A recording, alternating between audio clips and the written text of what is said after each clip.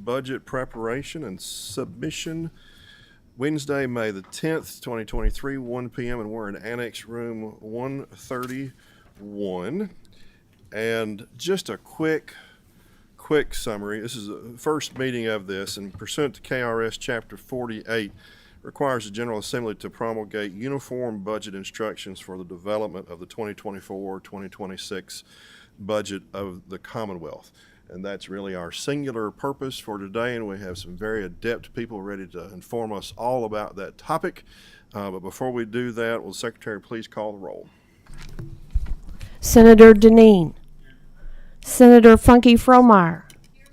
Senator Mays Bledsoe. Senator Webb. Representative Banta. Representative Freeland. Here. Representative Palumbo. Here. Representative Reed. Here. Co-Chair McDaniel. Chair Petrie. Yes, here. We have a quorum and about to proceed. I think we do have Janice Thomas and Kevin Cardwell. If each of you will make sure your green lights are lit up really bright, the microphone is close enough to you, and please introduce yourselves for the record. Thank you, Mr. Chair. May want to pull that mic a little closer. Hello, I'm Janice Thomas, Deputy State Budget Director. Very good. And I'm Kevin Cardwell, Deputy State Budget Director. Good. Well, each of you raise your right hands. Do you swear or affirm to tell the truth, whole truth, and nothing but the truth? Yes, I do. Please proceed. Thank you. Since a Supreme Court decision in Brown v. LRC back in 1984, and in accordance with the budget process statutes, the Office of State Budget Director has worked with the LRC, Office of Budget Review, in offering suggested changes and updates to the biennial budget instructions. For the 2024 and 26 biennium, there are just a few recommended changes to the instructions that we're going to highlight today. When I say just a few, just a few. A few of the items of the budget calendar, as you know, were adjusted by 1 month through House Bill 360 that just recently passed. Primarily, it moves forward the dates of completion of the budget instructions by LRC to June 1st, and the deadline for state agencies to submit their budget is October 1st.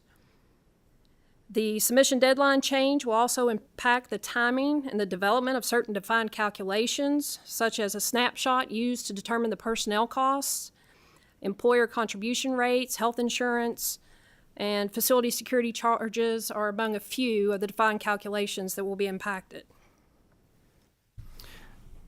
Thanks, Janice. One of the other areas that we are proposing modification to is in one of the additional budget items, request items, the growth budget request.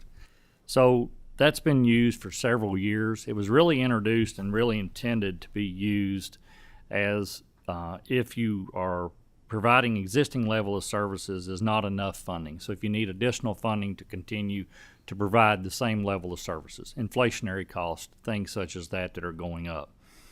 In some of the past budget requests from the agencies, they've kind of used that as more of an additional budget request for something that couldn't be fit into their baseline. So we're wanting to clarify that, to show that and delineate that, to make sure that the growth category is not allowed to reflect additional expenditures just to continue what they're doing at a higher cost, higher inflationary cost. So we don't want that to be used as a catch-all, let's say. So we want to separate that out. So one of the other things we're recommending, and we believe this will be a great improvement, is some specificity to the forms and how they're put into the budget request. And I'm specifically talking about a hard copy. Of course, a lot of this stuff is electronic now, but we have laid out in the instructions a sequence of the budget forms for them to include in the hard copies that are provided to your office, and then the one set that's provided to our office as well. And one last item that we'd like to highlight is... Did you say the last item or one of the last? The last. The last, okay. All right. Because we're just talking about changes and recommended changes at that. That we were going to highlight. So one other item to highlight that is typical but bears more emphasis in the upcoming budget is the biennial budget request for 2025 and 26 is modified to exclude the 2024 non-recurring costs. So the fiscal year 2024 general fund budget had over 400 million in one-time cost. And to give you an example of a few, 240 million of that 400 million was retirement systems related. There was about 76 million in capital cash, and then there were some other community development funding within that. So that would be excluded from the base moving forward into 25 and 26. So thank you for the opportunity to address these changes, and we're glad to respond to any questions. Okay, before the questions, I'm going to give you an opportunity. Any other changes you want to talk about?